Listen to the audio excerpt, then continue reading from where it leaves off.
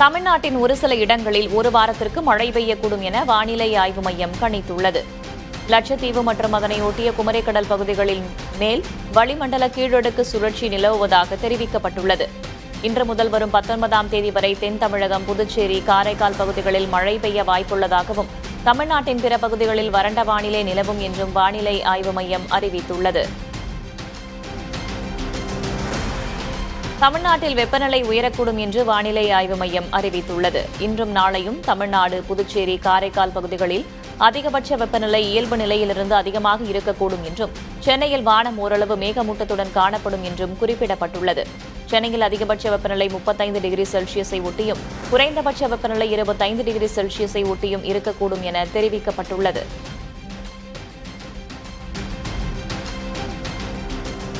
தமிழகத்தை வஞ்சிக்கும் என்டிஏ அரசை கண்டித்து வரும் 15ஆம் தேதி மாநிலம் முழுவதும் மதச்சார்பற்ற முற்போக்கு கூட்டணியின் சார்பில் மாபெரும் கண்டன ஆர்ப்பாட்டம் நடத்தப்பட உள்ளது. திமுக வெளியிட்டுள்ள அறிக்கையில் தமிழகத்துக்கு திட்டங்களும் இல்லை, அடுப்பெரிக்க கேஸ் சிலிண்டரும் இல்லை என கூறப்பட்டுள்ளது. மத்திய அரசின் தவறான வெளியுறவு கொள்கையால் முன்கூட்டியே நடவடிக்கை எடுக்காமல் நாடு முழுவதும் சமையல் கேஸ், வணிக கேஸ் சிலிண்டர்களுக்கு தட்டுப்பாடு ஏற்பட்டு மக்கள் அவதியுறுவதாக சுட்டிக்காட்டப்பட்டுள்ளது. கல்வி நிதி, 100 நாள் வேலை திட்ட நிதிகளை ஒதுக்காமல் நிறுத்தியிருப்பதாகவும் மதுரை, கோவை மெட்ரோ ரயில் திட்டங்களுக்கு முட்டுக்கட்டை போடுவதாகவும் அறிக்கையில் குற்றம் சாட்டப்பட்டுள்ளது. மதவாத சக்திகளுக்கு எதிராக களமாடுவதற்கு முதல்வர் மு க ஸ்டாலினின் தலைமைதான் சரியானது என்று புரட்சி அதிமுகவை தொடங்கியுள்ள புகழேந்தி கூறினார்.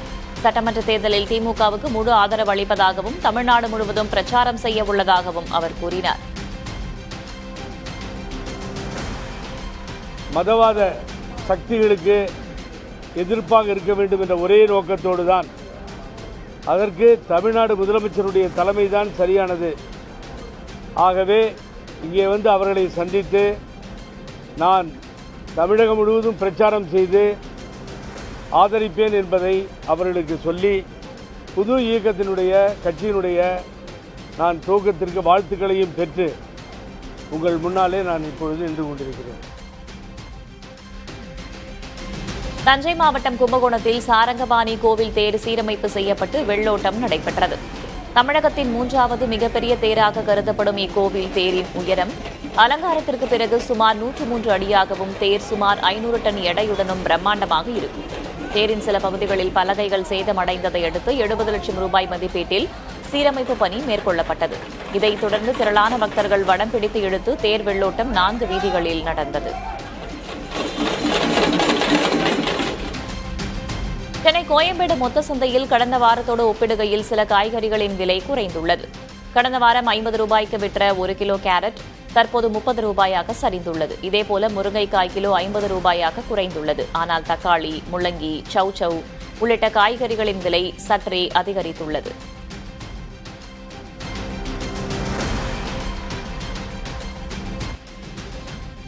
மதுரையில் குழாய் மூலம் சமையல் எரிவாயு வழங்கும் PNG திட்டம் ஒத்தக்கடை மற்றும் அவனியாபுரம் பகுதிகளில் தொடங்கப்பட்டுள்ளது. இத்திட்டத்தின் கீழ் வீடுகளுக்கு நேரடியாக குழாய் இணைப்பு வழங்கப்பட்டு பயன்பாட்டிற்கு ஏற்ப மின்சார கட்டணம் போல மீட்டர் மூலம் கட்டணம் வசூலிக்கப்படும். இதனால் சிலிண்டர் முன்பதிவு மற்றும் டெலிவரி காத்திருப்பு போன்ற சிரமங்கள் தவிர்க்கப்படும். போதிய விழிப்புணர்வு இல்லாததால் மக்களிடையே இத்திட்டத்தில் இணைய தயக்கம் நிலவுகிறது. எனவே இதன் பயன்கள் குறித்து அரசு விரிவான விழிப்புணர்வை ஏற்படுத்த வேண்டும் என்று சமூக ஆர்வலர்கள் வலியுறுத்தியுள்ளனர். தமிழகத்தில் சுமார் 2000 கோடி ரூபாய் மதிப்பிலான மாம்பழக்கூழ் தேக்கமடைந்துள்ளதால் இந்த ஆண்டு மாம்பழ கொள்முதல் கடுமையாக பாதிக்கப்படும் அபாயம் ஏற்பட்டுள்ளது. தமிழ்நாட்டில் ஆண்டுக்கு 10 லட்சம் டன் மாம்பழங்கள் உற்பத்தி செய்யப்படுகின்றன. இதில் கிருஷ்ணகிரி மாவட்டத்தில் உள்ள தொழிற்சாலைகளில் 4 லட்சம் டன் மாம்பழக்கூழ் தயாரிக்கப்பட்டு 60% உள்நாட்டில் விற்பனை செய்யப்படுகிறது. 40% வெளிநாடுகளுக்கு ஏற்றுமதி செய்யப்படுகிறது. இந்த ஆண்டு மாம்பழக்கூழ் உற்பத்தி செய்ததில் 2 லட்சம் டன் விற்பனையாகாமல் தேக்கமடைந்ததாக கூறப்படுகிறது. அரபு மற்றும் மத்திய கிழக்கு நாடுகள் மாம்பழக்கூழ் விற்பனைக்கு முக்கிய சந்தையாக உள்ள நிலையில் போரால் மாம்பழக்கூழ் துறைமுகங்களிலேயே தேக்கமடைந்துள்ளது. இதனால் உற்பத்தியாளர்களுக்கு 2000 கோடி ரூபாய் வரை நஷ்டம் ஏற்படும் என்பதால் தேங்கி கிடக்கும் மாம்பழக்கூழை அரசே கொள்முதல் செய்ய வேண்டும் என்று உற்பத்தியாளர்கள் சங்கம் வேண்டுகோள் விடுக்கிறது.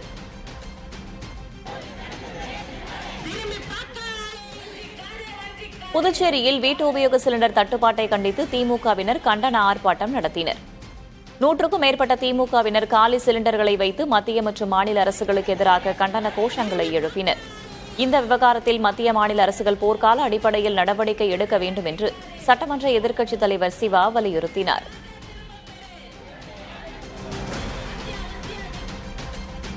தமிழக அரசின் நடப்போம் நலம் பெறுவோம் 2.0 திட்டத்தை அமைச்சர்கள் மா சுப்பிரமணியன் மற்றும் நாசர் ஆகியோர் ஆவடியில் தொடங்கி வைத்தனர்.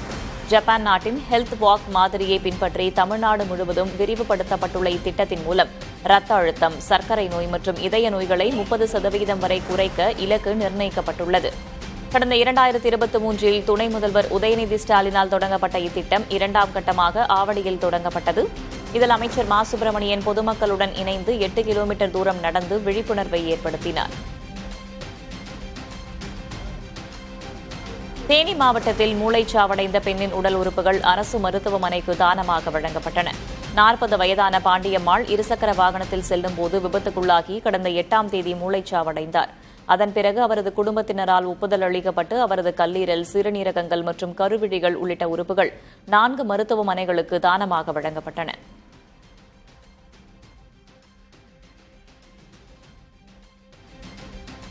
நாகை மாவட்டம் வேதாரண்யம் நகராட்சியில் கொள்ளிடம் கூட்டு குடிநீர் திட்டத்தின் கீழ் குடியிருப்பு பகுதிகளுக்கு சரிவர குடிநீர் வழங்கப்படாததை கண்டித்து அதிமுகவினர் ஆர்ப்பாட்டம் நடத்தினர்.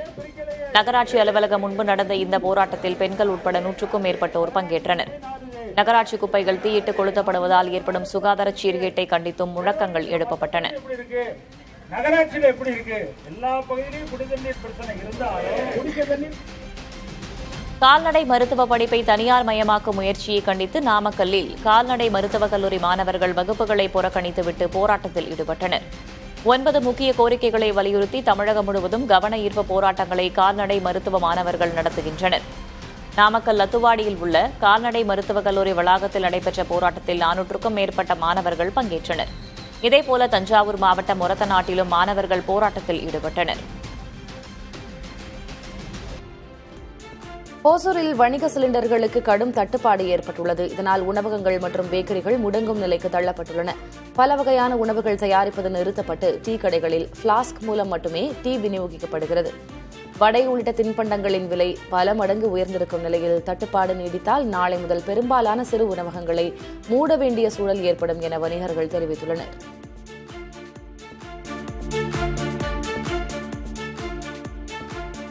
வணிக சிலிண்டர் தட்டுப்பாட்டால் கடலூரில் மீண்டும் விறகு அடுப்புகளின் பயன்பாடு அதிகரித்துள்ளது. சிலிண்டரை மட்டுமே நம்பியிருந்த உணவகங்கள் தற்போது விறகு அடுப்பிற்கு மாறியுள்ளதால் சமையல் நேரம் அதிகரிப்பதோடு கூடுதல் ஆட்கூலியும் தேவைப்படுவதாக கூறுகின்றனர். இதனால் கடலூர் பேருந்து நிலைய பகுதிகளில் சில டீ கடைகள் மூடப்பட்டுள்ளன. இதற்கிடையே விறகுக்கான தேவை அதிகரித்துள்ளதால் அதன் விலையும் கிலோவுக்கு 5 ரூபாய் வரை உயர்ந்துள்ளது. இப்போ என்னென்னா விறகு பழைய ரேட்டை விட இப்போ கொஞ்சம் கூடுதலாக தான் வருது.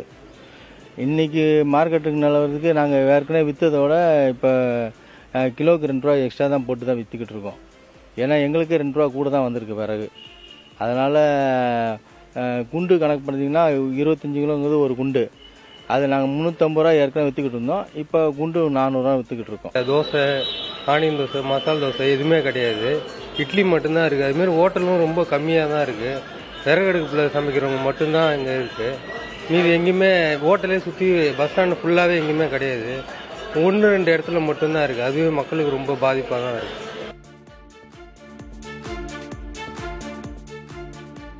பெட்ரோல் தட்டுப்பாடு அச்சத்தால் பங்குகளில் வாகனங்கள் குவிந்து வரும் நிலையில் புதுக்கோட்டையில் பணியாற்றும் ஊழியர்கள் கடும் பணிச்சுமைக்கு ஆளாகியுள்ளனர். வழக்கமான ஓய்வு நேரமின்றி உணவு உண்ணவோ கூட நேரமில்லாமல் தொடர்ந்து பணியாற்றி வருவதாக கூறுகின்றனர். சொற்ப ஊதியத்தில் பணியாற்றும் தங்களுக்கு வாகன ஓட்டிகளின் நெரிசலை கட்டுப்படுத்துவது உடல் ரீதியாகவும் மன ரீதியாகவும் பெரும் சோர்வை ஏற்படுத்துவதாகவும் வேதனை தெரிவிக்கின்றனர். நம்ம சாப்பிட ரொம்ப லேட்டாக போனோம். யூரின்லாம் நேற்று யாருமே போவே இல்லை. 4 மணி பம்பு விட்டு போனோம்னா பணம் பொருள் இருக்கு நம்மகிட்ட. அது விட்டுட்டு போக முடியாது. அடுத்த ஆள் விட ஒரே கட்டியார் அதெல்லாம் கொஞ்சம் சிரமமா இருந்தது. வழக்கமாக என்ன ஒரு ஆள் போய் சாப்பிட்டு வருவோம். நேற்று சாப்பாட்டு எதுக்கு கொஞ்சம் ரிஸ்டாக இருந்துச்சு.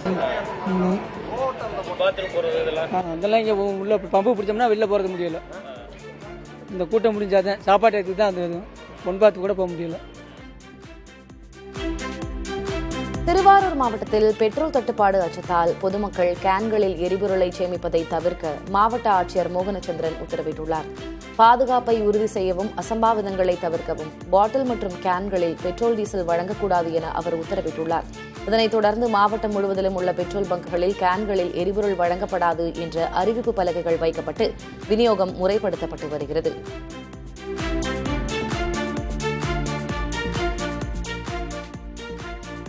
மேற்காசிய போர் சூழலால் மூலப்பொருள் தட்டுப்பாடு ஏற்பட்டுள்ளது. இதனால் சிறு குறு தொழில் நிறுவனங்கள் முடங்கும் அபாயத்தில் இருப்பதாகவும் மத்திய அரசு உடனடியாக மாற்று ஏற்பாடு மேற்கொள்ள வேண்டும் என்றும் இந்திய தொழில் முனைவோர் சங்கத்தின் தலைவர் ரகுநாதன் தெரிவித்துள்ளார். மேற்காசிய போர் சூழலால் மூலப்பொருள் தட்டுப்பாடு ஏற்பட்டுள்ளது. இதனால் சிறு குறு தொழில் நிறுவனங்கள் முடங்கும் அபாயத்தில் இருப்பதாகவும் மத்திய அரசு உடனடியாக மாற்று ஏற்பாடு மேற்கொள்ள வேண்டும் என்றும் இந்திய தொழில் முனைவோர் சங்கத்தின் தலைவர் ரகுநாதன் தெரிவித்துள்ளார். இன்னும் எத்தனை நாள் போர் நீடிக்கப் போகிறது என்று தெரியவில்லை. இன்னும் எந்த அளவிற்கு பரவப் போகிறது என்று தெரியவில்லை.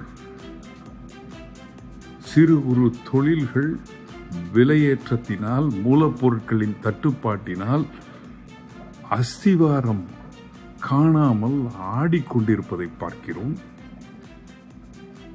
எக்ஸ்சேஞ்ச் ரேட் மாறிக்கொண்டே இருக்கும் ஒரு சூழ்நிலை. கண்டெய்னர் தட்டுப்பாடு, மூலப்பொருட்களின் வரவுகள் இல்லை. தயார் செய்து வைத்த பொருட்களை ஏற்றுமதி செய்வதற்கு வாய்ப்பில்லை.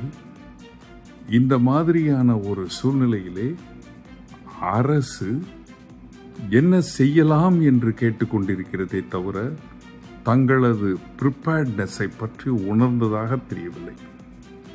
இது இப்படியே நீடித்தால் இன்னும் 2-3 நாட்களுக்குள் சிறு குறு தொழில்கள் இந்த நாட்டினுடைய முதுகெலும்பு உடைந்து போகக்கூடிய ஒரு சூழ்நிலையில தள்ளப்படுவோம். திமுக கூட்டணியில் இதுவரை 5 கட்சிகளோடு கூட்டணி பேச்சுவார்த்தை நிறைவடைந்து ஒப்பந்தங்கள் கையெழுத்தாகியுள்ளன. இந்திய யூனியன் முஸ்லீம் லீக் கட்சிக்கு 2 இடங்களும், மனிதநேய மக்கள் கட்சிக்கு 2 இடங்களும் ஒதுக்கப்பட்டுள்ளன. காங்கிரஸ் கட்சிக்கு 28 தொகுதிகள், மதிமுகவுக்கு 4 தொகுதிகள் ஒதுக்கப்பட்டுள்ளன. கொங்குநாடு மக்கள் தேசிய கட்சிக்கு 2 இடங்கள் ஒதுக்கப்பட்டுள்ளதோடு திமுக கூட்டணியில் இதுவரை கூட்டணி கட்சிகளுக்கு 38 தொகுதிகளை ஒதுக்கீடு செய்து ஒப்பந்தங்கள் கையெழுத்தாகியுள்ளன.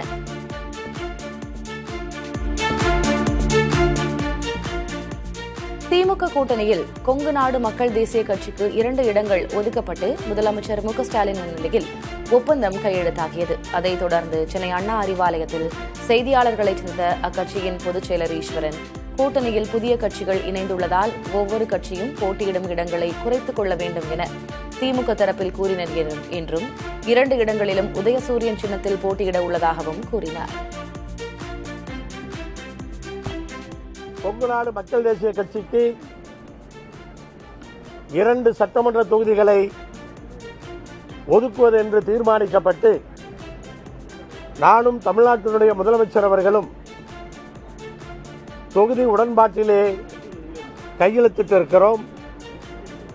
அந்த 2 தொகுதிகளிலும் உதயசூரியன் சின்னத்திலே போட்டியிடுவது என்றும் ஒப்புக்கொண்டிருக்கிறோம்.